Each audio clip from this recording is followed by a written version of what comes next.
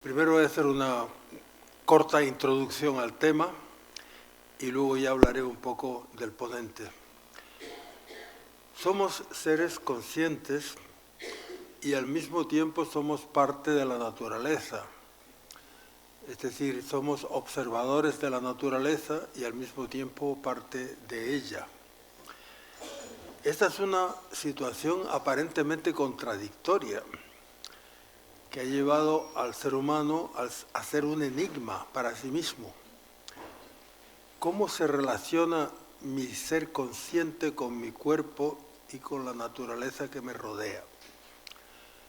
El hecho de ser no solo consciente, sino también un cuerpo material, hace que podamos actuar sobre la naturaleza que nos rodea, modificarla. Parece que eso es una propiedad básica del ser humano, modificar su ambiente. Eso es característico del ser humano, para adaptarlo a sus necesidades. De hecho, el proceso de hominización se caracteriza por la fabricación de herramientas. Esto es, la modificación de ciertos elementos de la naturaleza para poderlos utilizar a fin de actuar más eficazmente sobre otros aspectos de la naturaleza. El testimonio lo tenemos en las herramientas de piedra cada vez más refinadas y alguna de hueso que se conservan, pero se supone que un desarrollo paralelo tuvo lugar en otras herramientas que no se han conservado, como las de madera, el uso de cuerdas, etc. Ahora bien, también desde antiguo se ha practicado la modificación del propio cuerpo. Primero con la ropa de abrigo, pero también con las pinturas, muy pronto, pinturas corporales, ¿no? Muy pronto aparecen trepanaciones, aparecen deformaciones del cráneo mediante ligaduras, etc.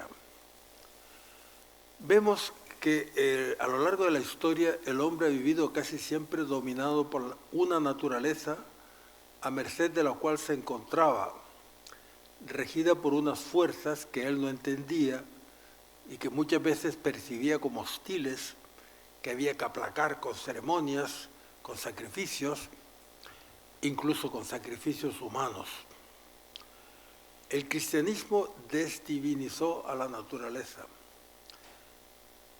permitiéndonos, es decir, no es Dios, es la obra de Dios, permitiéndonos actuar sobre ella, modificándola para adaptarla a las necesidades humanas. Con el desarrollo tecnológico de los últimos siglos, el hombre ha visto al alcance de la mano su sueño de dominar a la naturaleza y se ha aplicado diligentemente al tema. Y el resultado es que nos hemos dado cuenta de que aparte de ser seres inteligentes y conscientes que pueden modificar la naturaleza, también somos parte de la misma, por lo que nuestro dominio de la naturaleza debe ejercerse con respeto, mediante reglas, porque si no terminamos perjudicándonos a nosotros mismos. Se ha introducido el concepto de delito medioambiental para castigar a aquellos que causan deterioros del medio ambiente que perjudican a los demás. Digamos que hemos llegado a un punto de maduración en nuestra relación con la naturaleza que nos rodea, con cierto retraso sobre la capacidad de actuar sobre el mundo exterior, se ha ido desarrollando también la capacidad de modificar el propio cuerpo. Es decir, actuar sobre la propia naturaleza. Primero, mediante la ingesta o la aplicación cutánea de sustancias, otras veces por la curación de heridas, rotura de huesos, curación de roturas de huesos, etc., producidas por accidentes en guerras.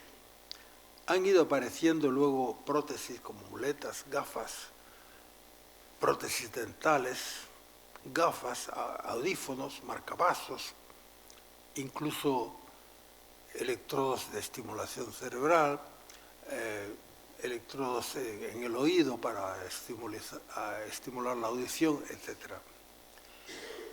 En las últimas décadas, la capacidad de actuar sobre el propio cuerpo ha evolucionado exponencialmente. Se han ido desarrollando distintos tipos de operaciones para actuar en el interior del organismo de una manera cada vez más refinada. Por ejemplo, tenemos la cirugía estética, que es un negocio que mueve hoy día muchos millones.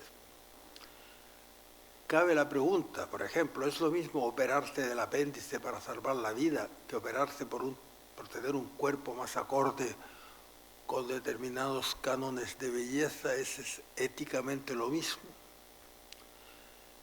Pero es que hemos ido mucho más allá. Hoy día podemos modificar incluso la fórmula, por así decirlo, de nuestro propio organismo, es decir, los genes.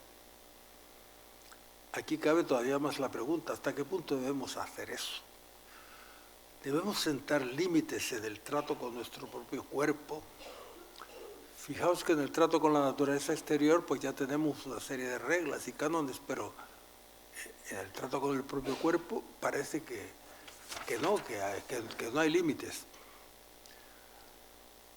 ¿Es lícito fabricar humanos transgénicos? ¿Es lícito clonar humanos? Etcétera, etcétera. La respuesta a esta pregunta no es fácil. Por una parte, la naturaleza está ahí y la podemos usar y modificar, pero por otra parte hay como una línea roja que debemos respetar si no queremos perjudicarnos de manera radical. Esto en cuanto a la naturaleza externa a nosotros, pero parece que no lo tenemos tan claro, como digo, en cuanto a la propia naturaleza.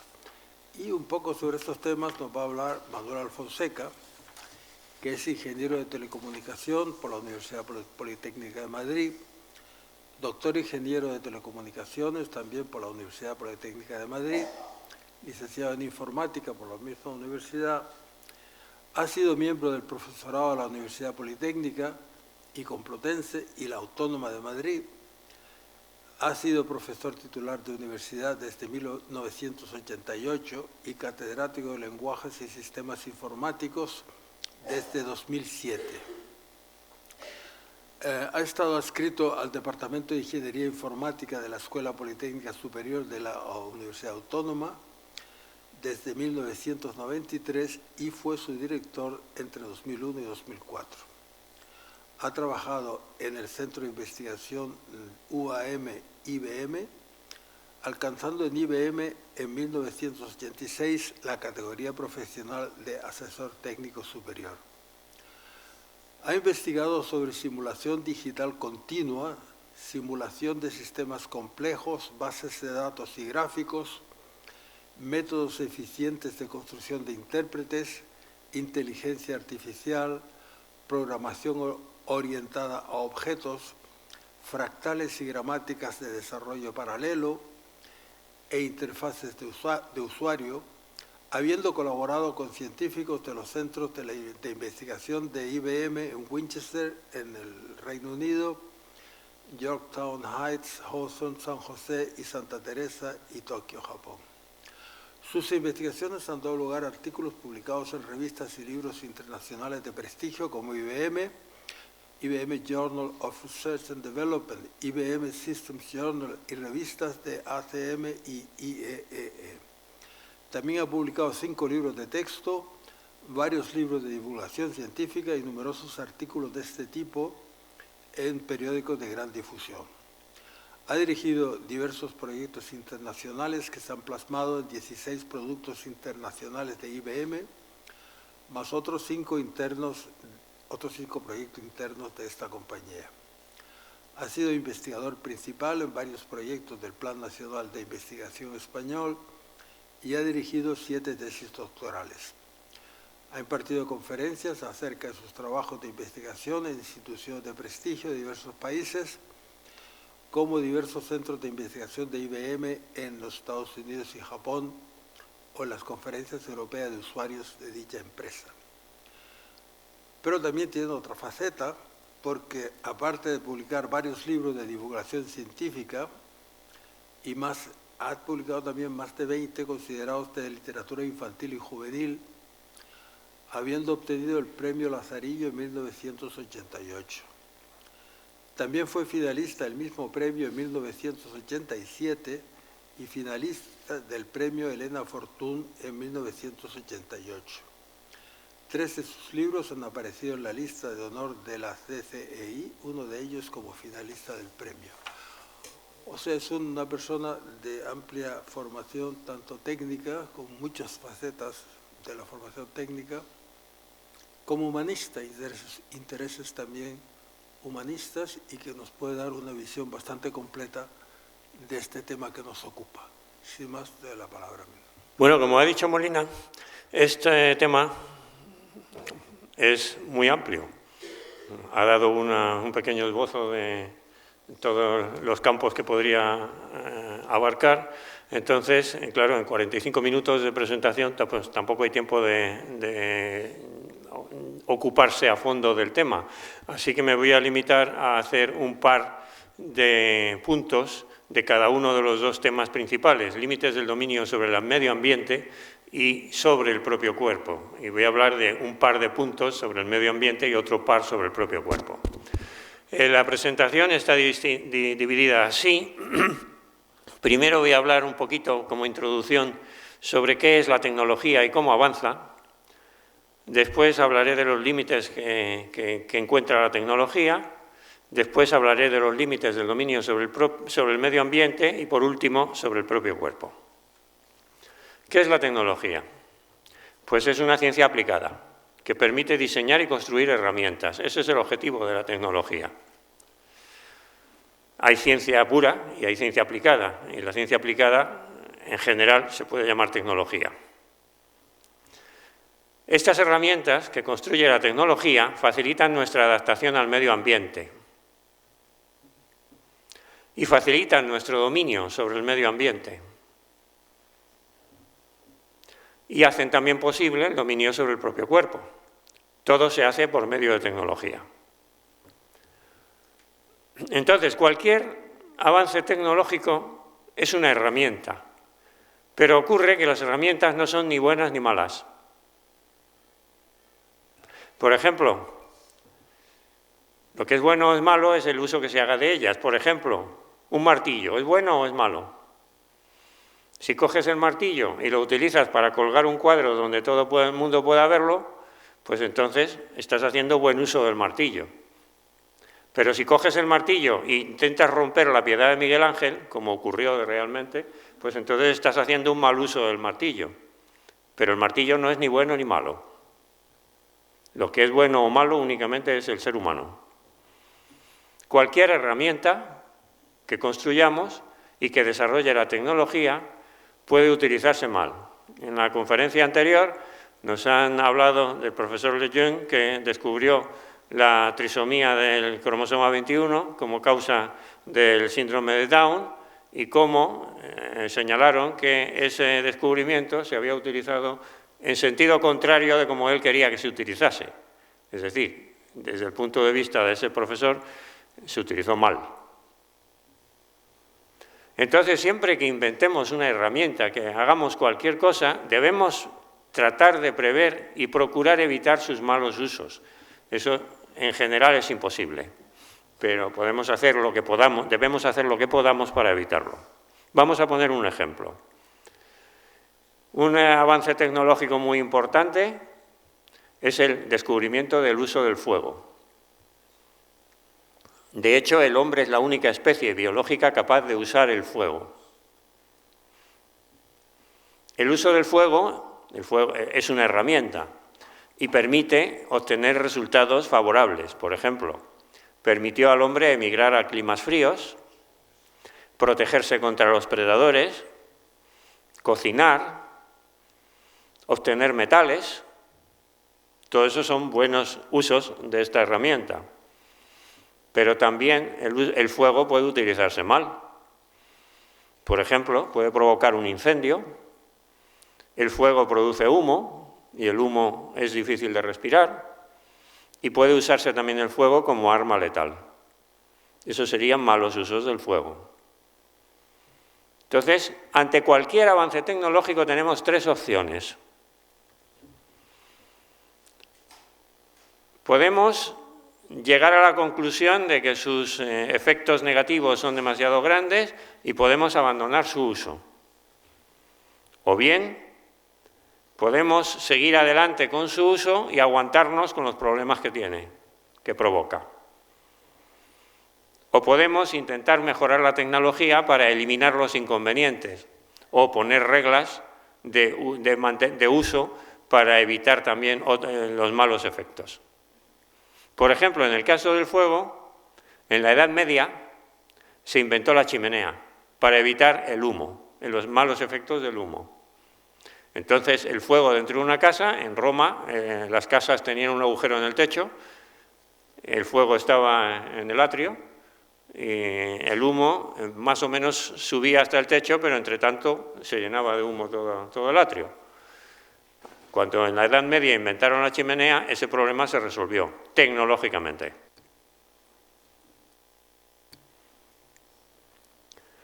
Entonces, hay que tener en cuenta que toda solución crea nuevos problemas. Toda solución es un nuevo avance tecnológico que crea nuevos problemas, como cualquier avance tecnológico. Por ejemplo, la chimenea resolvió el problema del humo, pero ha provocado el problema de la contaminación atmosférica, porque se nos ha llenado la Tierra de chimeneas lanzando humo hacia el aire, y quizá algo de cambio climático como consecuencia de ello, porque aumenta la cantidad de anhídrido carbónico en la atmósfera. Esto es una carrera que no tiene fin. La tecnología avanza así siempre, con nuevos avances que tratan de evitar los problemas de los avances anteriores, y esos nuevos avances provocan nuevos problemas. Bien, ¿la tecnología tiene límites? La tecnología tiene límites. Oímos hablar mucho de la ley de Moore, por ejemplo, que la propuso Gordon Moore en 1965 y que trabajaba entonces en Intel, Gordon Moore, y que dice que cada 18 a 24 meses se dobla el número de componentes de un chip de ordenador, la frecuencia de cómputo del ordenador y la capacidad de memoria del ordenador. Y se divide por 2 el precio por componente y el consumo de energía por componente. Obsérvese que si se multiplica por 2 el número de componentes y se divide por 2 el precio por componente, eso quiere decir que el precio de los chips se mantiene constante a lo largo del tiempo. Y de igual manera, el consumo de energía por chips también se mantiene constante. Por ejemplo, en 1965 un transistor costaba $1. En el año 2003, por $1 te daban un chip con 15 millones de transistores.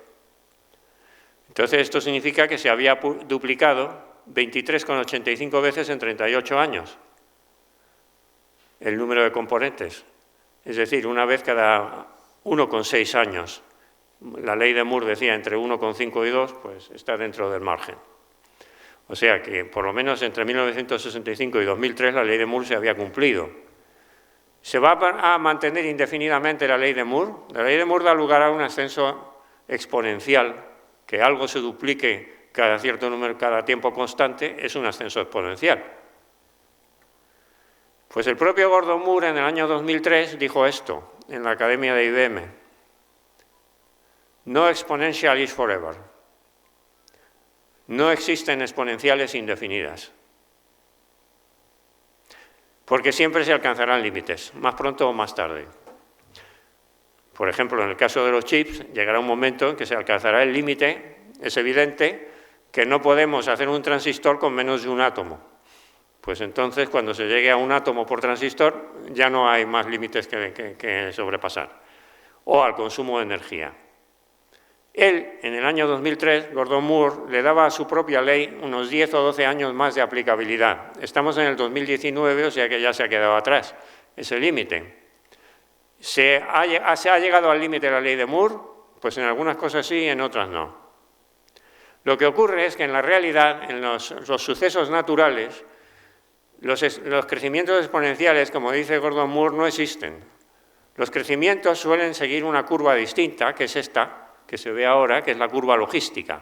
Se llama así porque se inventó para explicar cómo se podían abastecer los ejércitos a medida que se alejaban de su lugar de origen. Entonces se ve que la primera parte de la curva, pues sí que parece una exponencial, pero no sigue indefinidamente como exponencial. Llega a una zona central de la curva en que más bien parece una línea recta y acaba con una parte final en que parece la exponencial al revés, es decir, se aproxima a un máximo y ya se queda ahí. En medio, en el punto central de la imagen, está lo que se llama en matemáticas el punto de inflexión de la curva, el punto en que la curva, de ser cóncava, en la primera parte, pasa a ser convexa. La curva logística establece límites para todos los procesos de crecimiento naturales, entre los cuales está la tecnología, el crecimiento de población, el desarrollo económico, etcétera, etcétera, etcétera. Hablaremos más de la curva logística en lo que queda de la presentación. Vamos a ver, la ley de Moore. Una de las cosas que decía Moore en el año 65, que se duplicaba cada año y medio a 2 años, era la frecuencia de cómputo de un microprocesador. Esta es la curva de la frecuencia de cómo ha ido creciendo la frecuencia de cómputo de un microprocesador desde 1965 hasta el 2010. Se ve que es la curva logística, no es un crecimiento exponencial. Está clarísimo ahí. En cambio, en otros casos, por ejemplo, en el tamaño de una memoria DRAM, pues todavía no se ha llegado al límite. O sea, por eso he dicho que en algunos de los fenómenos que definía la ley de Moore se ve ya claramente la curva logística y en otros todavía no. La frecuencia de cómputo se duplicó 8,22 veces en 18 años, o sea, una vez cada 2,2 años. Está también dentro del margen de la ley de Moore, pero ya no sigue ascendiendo con la misma velocidad. Bien, pasemos entonces a los límites del dominio sobre el medio ambiente. Los crecimientos exponenciales son un peligro, porque se salen de madre con gran rapidez. O sea, es imposible mantener un crecimiento exponencial indefinidamente. Entonces, se ha hablado de que el crecimiento de la población mundial estaba creciendo exponencialmente. Se duplicaba cada cierto número de años. También se habla de un crecimiento exponencial del consumo de energía que hacemos en la Tierra, lo cual evidentemente puede provocar graves daños en el medio ambiente. También se ha hablado de un crecimiento exponencial del deterioro del medio ambiente como consecuencia de todo lo anterior. El Club de Roma, que se creó en 1968, es un conjunto de expertos que hicieron informes sobre qué se podía prever entonces sobre el crecimiento de todos estos factores peligrosos. El primer informe del Club de Roma tuvo lugar en 1972, fue publicado y se llamaba Los límites del crecimiento y era muy pesimista, o sea, preveía grandes catástrofes para principios del siglo XXI. En 1974 hicieron un segundo informe en que ya eran un poco menos pesimistas y se llamaba La humanidad en el punto crítico. Como consecuencia de esto, hubo, por ejemplo, movimientos políticos como el informe Kissinger, en el cual se proponía que para detener el peligro del crecimiento de población había que favorecer el aborto en todo el mundo. Los informes del Club de Roma, ahora que se pueden estudiar con 40 años de diferencia, depende de quién los analiza para que se declaren confirmados o incorrectos. Es decir, hay todavía partidarios del Club de Roma que siguen manteniendo que las proposiciones que hacía el Club de Roma deberían seguir poniéndose en efecto. Vamos a ver la población mundial. ¿Qué ha pasado con la población mundial? Bueno, los datos desde 1900 a 1950 pues son más bien escasos. Pero la ONU, a partir de 1950, ha ido acumulando datos que ya son fiables. Entonces, en esta imagen se ve la población total, que es la curva negra que está más arriba, y se ve que tiene un aumento que al principio al menos parece exponencial. Las otras curvas de colores son por zonas del mundo. La región del mundo más poblada es Asia, la curva roja, la segunda. Se ve la siguiente es la curva azul, que es Europa, y se ve que Europa está estabilizada. En cambio, África ha partido de un lugar muy bajo, y ya ha rebasado a Europa en los últimos años, a partir del año 90 y tantos. Pero la curva ya muestra signos de que es una curva logística, no es una exponencial. Y el punto de inflexión se rebasó en 1985. Es decir, que no estamos ya en la parte exponencial del aumento, sino en la parte recta. Estamos en la segunda zona, la zona recta del crecimiento. El punto de inflexión logístico lo he marcado ahí en 1985. Se ve que la parte de la curva desde, digamos, 1970 hasta la actualidad es prácticamente una línea recta, ya no es un aumento exponencial. Se ve, por ejemplo, que en Asia ya empieza la inclinación de la tercera parte de la curva logística. Ya se ve que empieza a ser convexa hacia arriba. África, en cambio, sigue siendo cóncava. Aquí vemos los datos de la población mundial que da la ONU, representados, la curva total, que es la misma de antes, pero luego vemos el incremento anual en número de miles de habitantes, no, cientos de miles de habitantes por año, y el incremento anual en porcentaje, que es la curva roja. Entonces se puede ver que el incremento anual fue aumentando hasta 1970 y a partir de ahí ha disminuido. Un crecimiento exponencial es un incremento anual constante. Sería totalmente plano.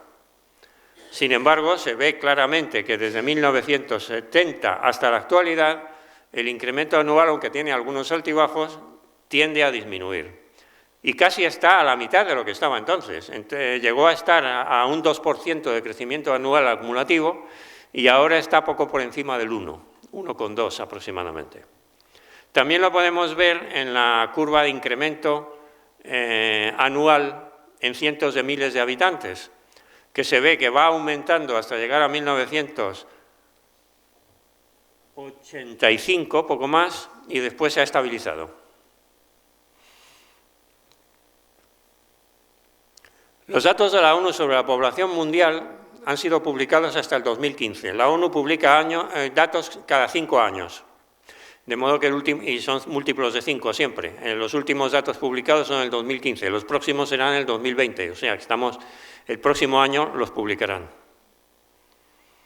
A partir de esos datos, la ONU construye 3 escenarios de previsiones futuras. La ONU da por supuesto ahora, contra lo que decía el Club de Roma en los años 70, que esto es una curva logística.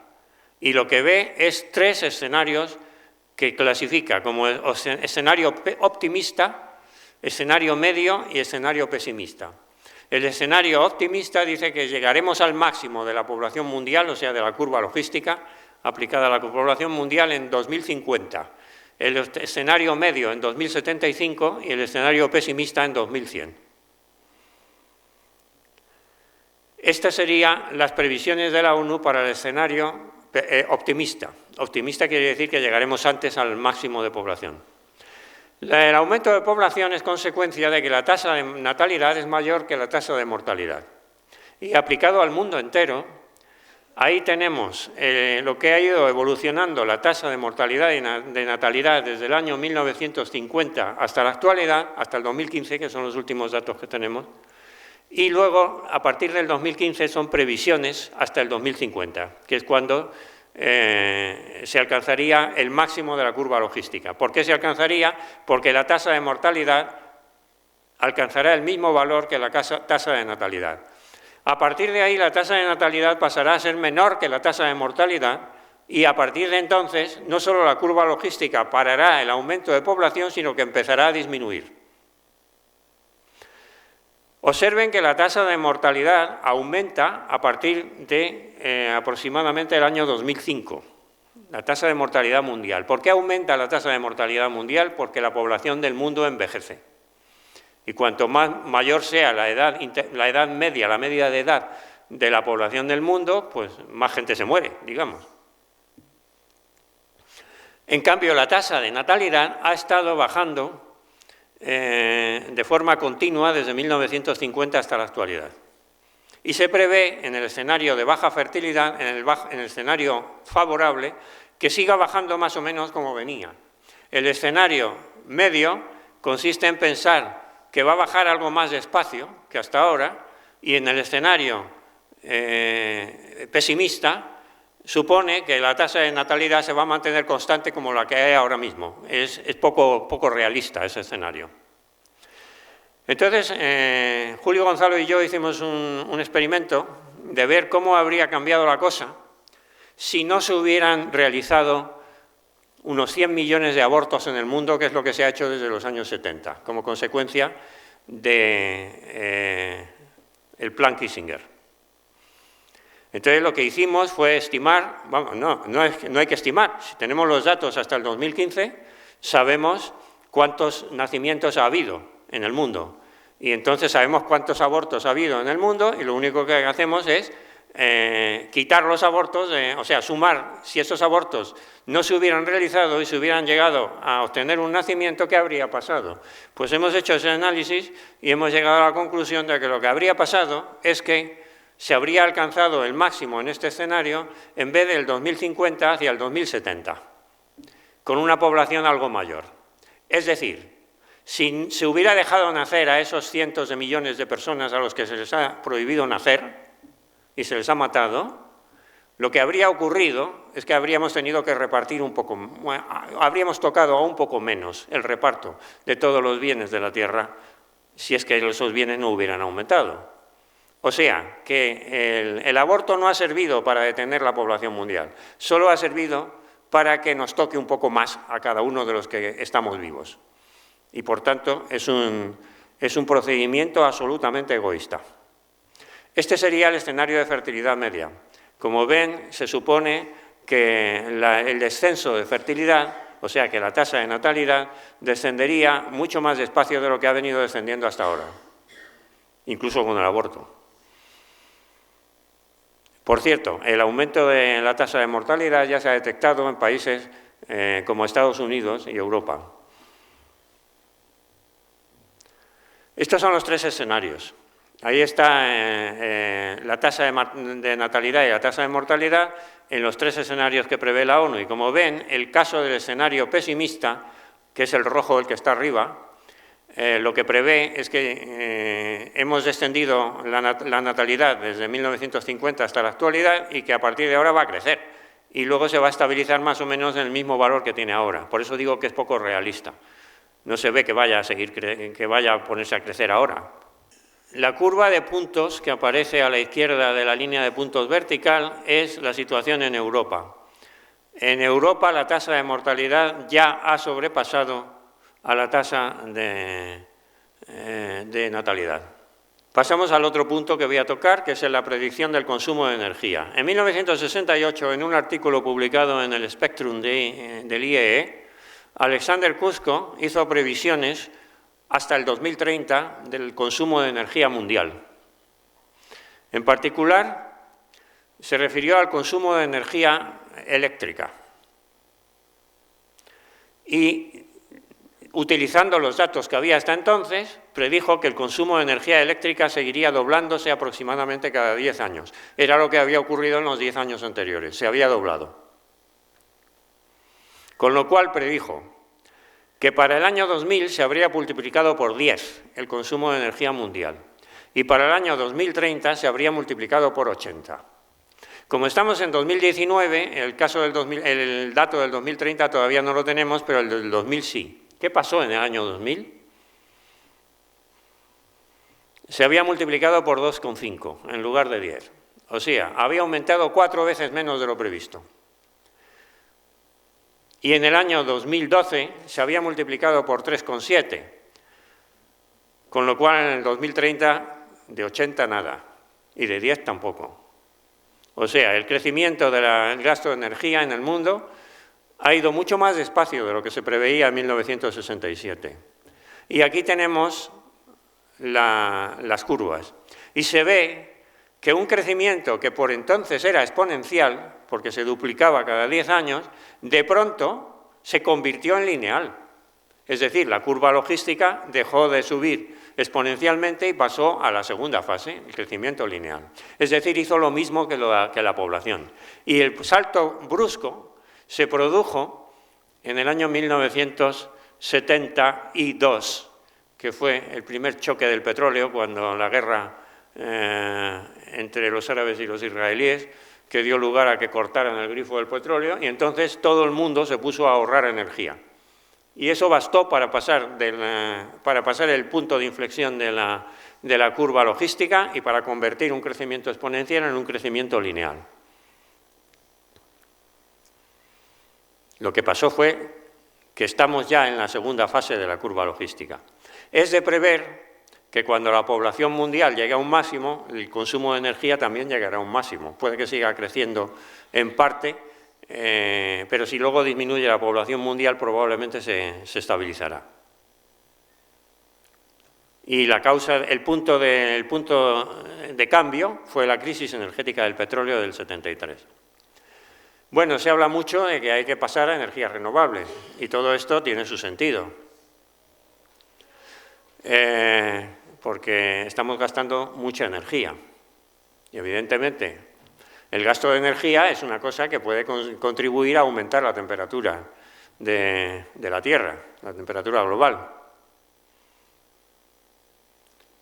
Se habla de que podríamos pasar a energía eólica, por ejemplo, que entonces no supone que haya que quemar carbón. Eso sí, permitirá disminuir la cantidad de anhídrido carbónico que se manda a la atmósfera. Pero ¿es todo lo que significa? Es que resulta que la energía eólica tiene efectos nocivos sobre la fauna, la flora y la erosión del terreno, y hay un estudio realizado el año pasado que prevé que si toda la energía fuese eólica, no pararía el calentamiento ambiental. El mundo se calentaría 1/4 de grado. O sea, esto está publicado una reseña de este estudio en Science News. No podemos obtener algo a cambio de nada. Ni siquiera con las energías renovables tenemos resueltos todos los problemas. Por ejemplo, luego tenemos la energía solar. La energía solar, que siempre nos están anunciando que va a ser la forma principal de utilización de energía, pero esto también, el uso de la energía solar en todo el mundo también provocará efectos negativos. Como todo avance tecnológico, siempre habrá efectos negativos. También tiene impacto ambiental. En el sitio donde se recibe energía solar, esa energía que antes en gran parte se reflejaba al espacio exterior, se queda dentro de la Tierra y por tanto también contribuye a aumentar la temperatura. Por otro lado, si ponemos centros de energía solar en ciertos sitios y ahí acumulamos la energía solar, eso cambia la distribución de la recepción de energía solar por parte de la Tierra y eso puede provocar efectos también negativos sobre el medio ambiente. Calentamiento global, entre otras cosas. O sea, que no vamos a resolver todos los problemas con avances tecnológicos, encontraremos problemas nuevos que habrá que resolver. Paso a la última fase de la presentación, los límites del dominio sobre el propio cuerpo. Bien, se habla mucho de cyborg últimamente. ¿Qué es eso? Una cosa intermedia entre el hombre y la máquina, o sea, un hombre al que se le ha dotado de dispositivos para mejorarle. Seres humanos con partes mecánicas y electrónicas, sobre todo electrónicas. Porque en realidad si nos reducimos a partes mecánicas, pues ya hace lo ha dicho Molina antes, ya hace siglos que venimos utilizando partes de nuestro cuerpo o instrumentos que nos permiten mejorar nuestro cuerpo. Existen prótesis diversas, como esta, que hace siglos que se usa. Existen ya órganos artificiales, corazón, riñones, hígado, lo que pasa es que no funcionan muy bien.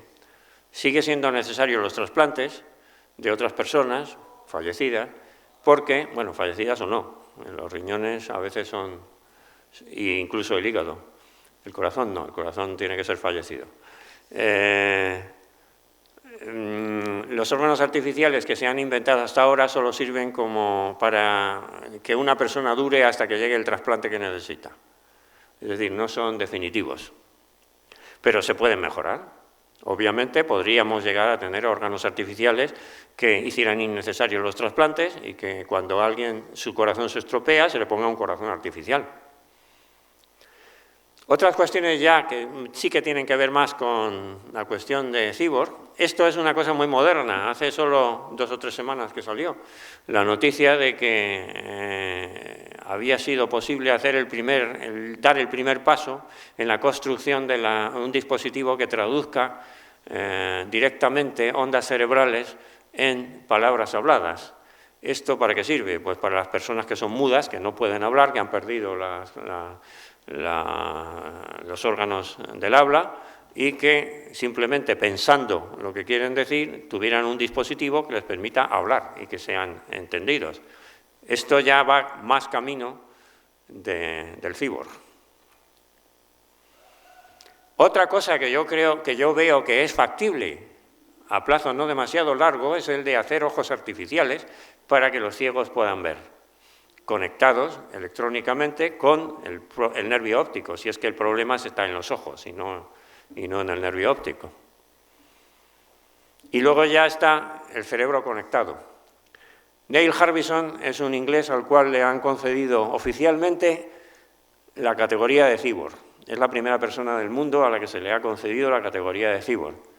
Y lo ha conseguido a base de que tiene un dispositivo que se ve ahí en la foto, que está conectado con su cerebro y que es en realidad un sensor, pero que es un sensor que le permite pues, recibir información wifi de internet y llegar y mandarla al cerebro y analizarla directamente.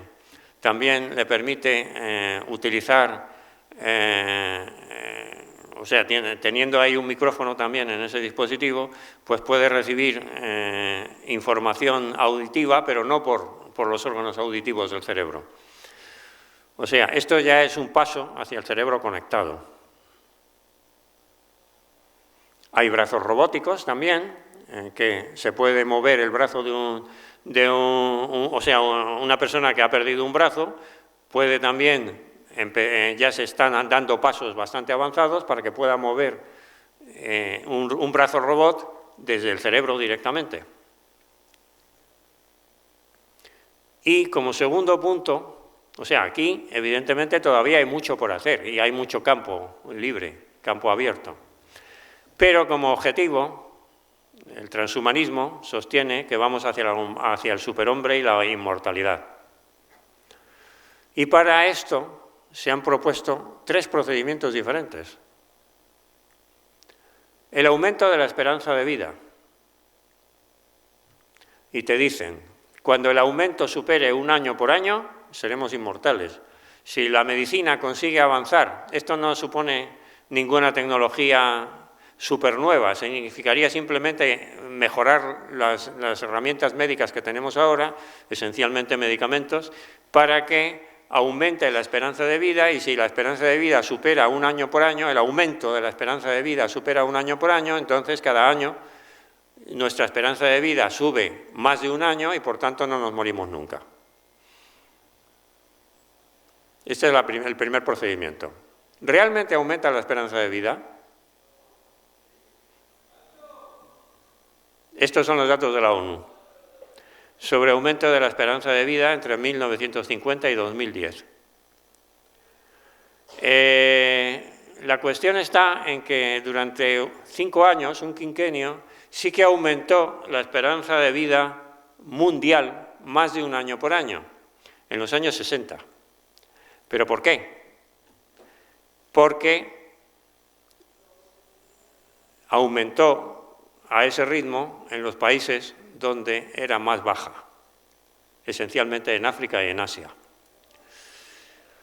Pero lo que interesa no es el aumento de la esperanza de vida media de toda la gente del mundo, sino de la esperanza de vida máxima. Y la esperanza de vida máxima donde aumentó más, donde ha estado la esperanza de vida máxima como continente ha sido en Norteamérica, que es la curva verde de arriba. Y ahí el aumento ha sido mucho más bajo, si se ve a simple vista, porque el aumento mundial es el de la curva negra que está en medio, que es la media, pero la máxima aumenta mucho más despacio. La curva azul, que está justo debajo de la verde de Norteamérica, es Europa. Estos son los datos de la ONU sobre la esperanza de vida máxima, donde, especificando en qué país fue máxima la esperanza de vida en cada quinquenio. Bueno, estoy hablando, por supuesto, la esperanza de vida es un concepto que es relativo a la edad de la persona. Para cada edad hay una esperanza de vida. Estoy hablando de la esperanza de vida al nacer, que es la que se puede comparar igual para todos. Todos hemos nacido, los que estamos aquí, pero no todos tenemos la misma edad. Bien, entonces, al principio, el país de máxima esperanza de vida era Noruega, luego pasó a ser Islandia, luego Suecia, luego volvió a ser Islandia, y a partir de 1980 ha sido sistemáticamente Japón, porque el último quinquenio, el del 2010-2015, pasó a Hong Kong, pero Hong Kong es una situación anómala, porque no se puede llamar realmente un país. Esencialmente es una ciudad-estado. Y claro, teniendo en cuenta que en un país, en las ciudades suele haber más esperanza de vida que en el campo, una ciudad-estado, que no es más que la ciudad, pues tiene ventaja con respecto al resto de los países. O también, como ejemplo, el tercer o cuarto país en ese quinquenio fue Singapur, que es otra ciudad-estado.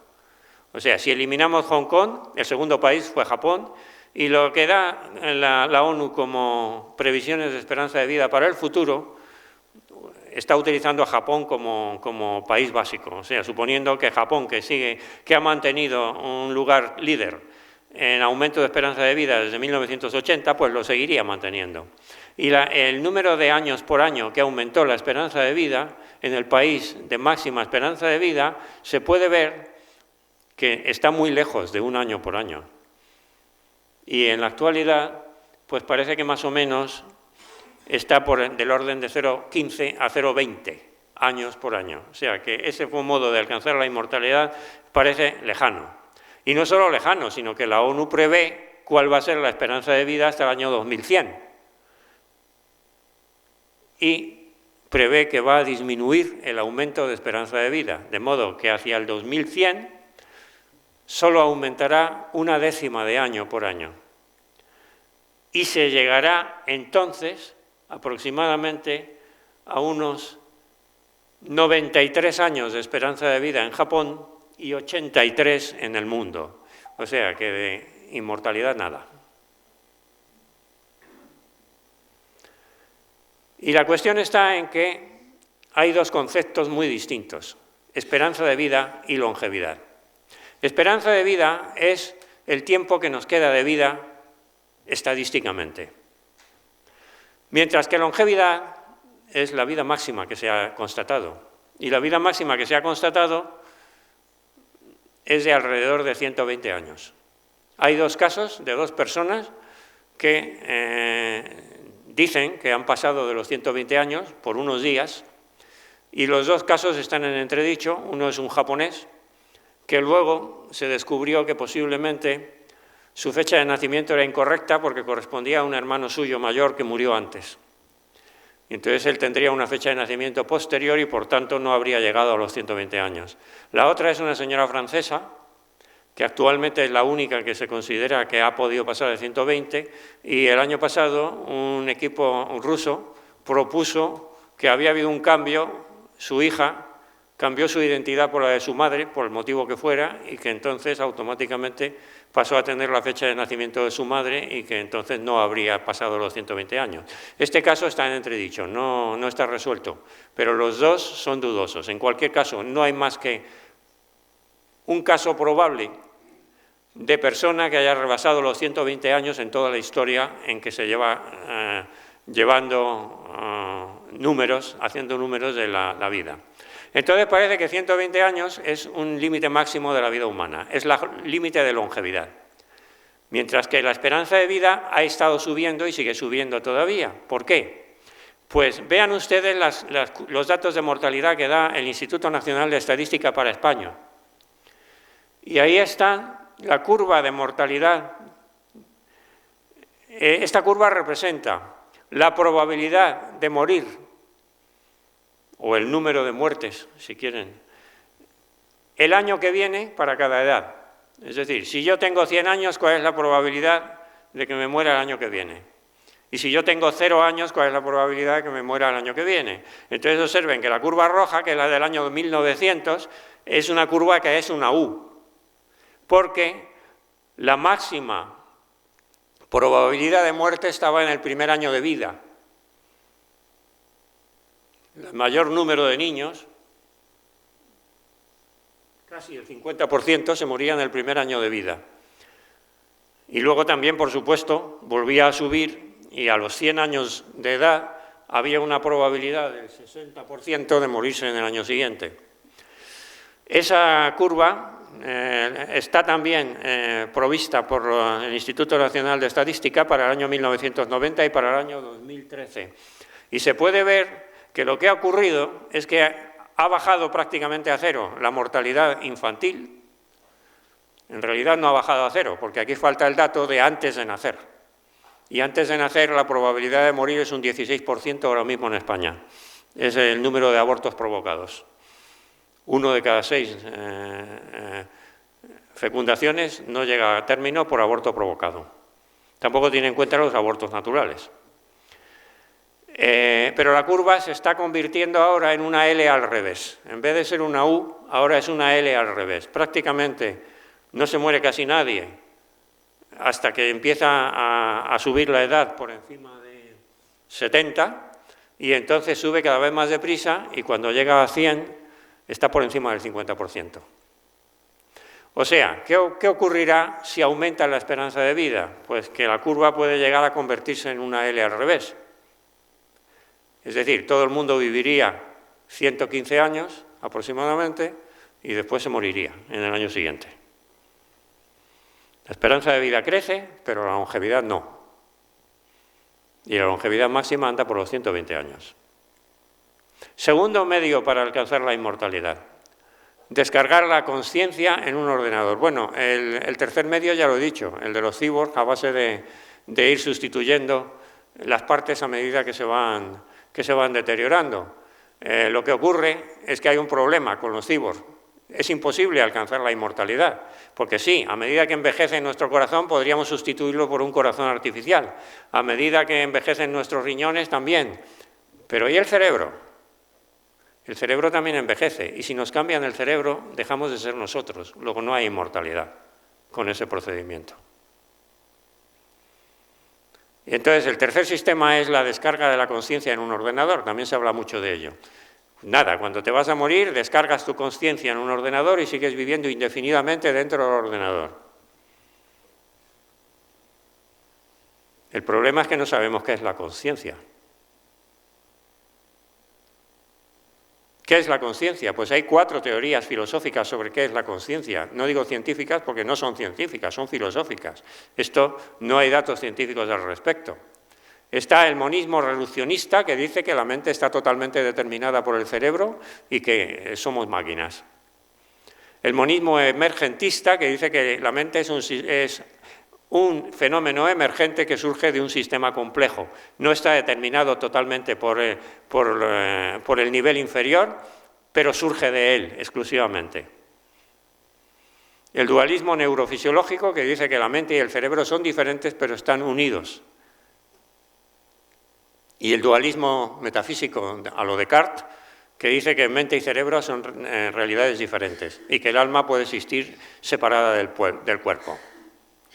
Dependiendo de cuál sea la teoría filosófica que tenga razón, digamos, porque ahora mismo estas 4 teorías existen. Descartes no está bien visto hoy día, pero las otras 3 están en pleno. Y aquí hay personas citadas, algunos de los cuales son bastante recientes. Eccles, por ejemplo, premio Nobel de Fisiología y Medicina, y ha muerto ya hace pocos años. Bueno, pues dependiendo de cuál sea la que tenga razón, será posible o no descargar la conciencia en un ordenador. Si tuviera razón el monismo reduccionista, si todo está determinado por el cerebro, pues sería posible en un plazo no muy largo. Si tuviera razón el monismo emergentista, sería posible, pero en un plazo muy largo, porque estamos lejísimos de esto, de entender cómo funciona el cerebro. Y si fuera real, o sea, si fuera verdad el dualismo neurofisiológico, probablemente es imposible, porque entonces lo que significa esto es que en el universo hay dos entes, la materia y el espíritu, que pueden estar estrechamente relacionados entre sí, pero obviamente no podemos pasar el espíritu a un ordenador porque no sabemos cómo pasarlo. Y por supuesto, si el dualismo metafísico tuviera razón, si tuviera razón Descartes, sería totalmente imposible. Luego entonces esta forma de alcanzar la inmortalidad, mi postura personal, que tiende al dualismo neurofisiológico, es que es imposible y que no se va a realizar nunca, con lo cual no se alcanzará la inmortalidad. Muchas gracias. Muchas gracias, Manuel, por esta documentadísima exposición que me ha hecho surgir muchas ideas. Supongamos, por ejemplo, que se pueda descargar el contenido cerebral o la conciencia en un ordenador. Entonces yo, que ya tengo una cierta edad, digo, pues antes de que se me deteriore la mente, pues me hago un backup, ¿no? Entonces me hago un backup y lo tengo en un disco electrónico o en la nube, donde sea. Y se supone que si entonces me pasa algo, pues recupero el backup y ya soy yo otra vez, ¿no? Pero resulta que va un hacker y roba ese backup. Y entonces lo mete en otro ordenador. Y entonces, ¿cuál es el yo auténtico? Y si después resulta que lo manipula, y entonces resulta que ya soy yo manipulado. O sea que todo lo que a mí esto me trae a la mente y en general estas jornadas es que el paraíso tecnológico que se nos ha prometido parece, primero, que no se va a cumplir y segundo, que se puede convertir en una especie de infierno como nos descuidemos, ¿no? Pero bueno, quiero dejarlo aquí para dar la palabra a otras personas que también quieran intervenir. Voy a contestar, pero ese problema no solo se refiere ahí. También ha surgido cuando se ha empezado a hablar de hacer clones de los seres humanos, que la gente lo entiende mal. Y además es que en cuanto un biólogo entra en el asunto, te lo explica correctamente, pero la gente no lo entiende. Hacer un clon, o sea, coger una célula epitelial de tu cuerpo y convertirla en un embrión que se desarrolla y forma un clon, dicen, es que yo voy a seguir viviendo en el clon. Pues no, no voy a seguir viviendo en el clon.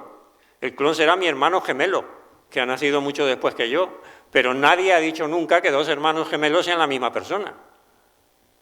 Un clon es un hermano gemelo a distancia, en el tiempo, y no es la misma persona. Entonces es que lo de descargar la conciencia en un ordenador, aparte de que yo, como he dicho, pienso que es imposible, pero es que tampoco daría lugar a esos problemas porque esa conciencia descargada en un ordenador, si fuera posible, no serías tú.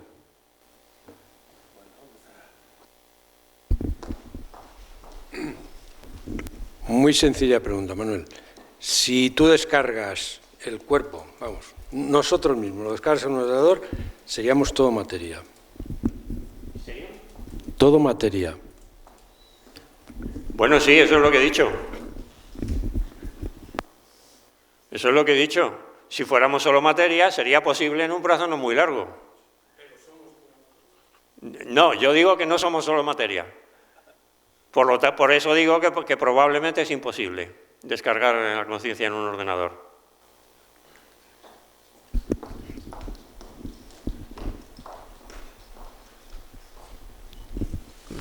Pero aun suponiendo que las teorías monistas fueran ciertas, aún así, ¿tú crees que se podría descargar el cerebro en un ordenador? Porque una cosa es que descargues a lo mejor algunos recuerdos o algunas ideas, pero lo que es la conciencia tiene una forma de funcionamiento que no parece que los ordenadores que tenemos ahora puedan puedan tener ese mismo funcionamiento. O sea, ese ordenador podría contener cosas de nuestro cerebro, pero de allá funcionar como nuestro cerebro, con la construcción, falta de integración que tienen los computadores actuales, yo eso no lo veo posible. Y tiendo a creer que lo que habría que hacer es cambiar completamente la forma de construir los ordenadores e ir a construcciones basadas en elementos orgánicos que se pudieran integrar más, de manera que los inputs pudieran ir para adelante y para atrás con todos los elementos integrados del sistema. Y en definitiva lo que iríamos al final es a construir un cerebro artificial que fuera exactamente igual que un cerebro natural. Es decir, yo creo que hay un problema de hardware, además de un problema de software. Sí, exactamente. Lo que pasa es que, evidentemente, si tuviera razón el monismo reduccionista y todos somos materia y somos máquinas y todo está determinado, entonces evidentemente sería posible hacer algo, una simulación, digamos. Pero lo que dices, que tienes razón, es que haría falta tener un hardware lo suficientemente complejo como para que fuera posible simular un cerebro, y lo cual está absolutamente fuera de nuestras capacidades actuales. De todas maneras, este problema es el mismo que el problema de la inteligencia artificial fuerte. Es decir, ¿llegará a haber máquinas más inteligentes o tan inteligentes como los hombres? Pues depende. Sí, depende de qué teoría filosófica sea verdadera. Si el monismo reduccionista tiene razón, será posible en un plazo no muy largo, que por los expertos en el tema dicen 200 años, no de aquí a 4 días, como suelen decir los medios de comunicación. Con el monismo emergentista sería posible en un plazo muy largo, hablando ya de miles de años. Con el dualismo neurofisiológico es probablemente imposible hacer máquinas equivalentes a los seres humanos. Y con el dualismo metafísico es totalmente imposible. O sea, es un poco la idea que tienes. Pero lo que dices es, si fuera posible hacer una máquina artificial que sea exactamente igual que el cerebro humano, pero entonces nos encontramos otro problema. ¿Cómo cargas la conciencia en esa otra máquina? Porque eso es el problema del trasplante de cerebro. Si coges tu cerebro y lo trasplantas a otra persona, ¿quién es? O sea, el resultado del trasplante es que tú estás en la otra persona, no que la otra persona ha recibido un cerebro como recibe un corazón. El trasplante de cerebro es distinto de los demás, porque un trasplante de cerebro supondría trasladar la personalidad, mientras que un trasplante de corazón no lo supone. Pero volviendo a lo que decías, perdón, no sé si hay más, volviendo a lo que decías antes y volviendo a la ley de Moore, si efectivamente se está retardando o empezando a retardarse la capacidad de cálculo de los procesadores y la capacidad de conservación de información, y en las previsiones más optimistas de monismo reduccionista dices que hablas de 200 años, pues para entonces tendremos que ir a otro paradigma, porque desde luego con los sistemas actuales llegará un momento en que aquello no habrá aumentado en capacidad de cálculo y capacidad de memoria para poder contener un cerebro. Es decir, o sea, teniendo en cuenta que el aumento de la tecnología se va a parar en algún momento, previsiblemente. Eso es. Pues entonces probablemente no vamos a llegar a ser capaces de hacer esto siquiera. Aunque tuviera razón el monismo reduccionista, como sí, tienes razón. ¿Alguna palabra más?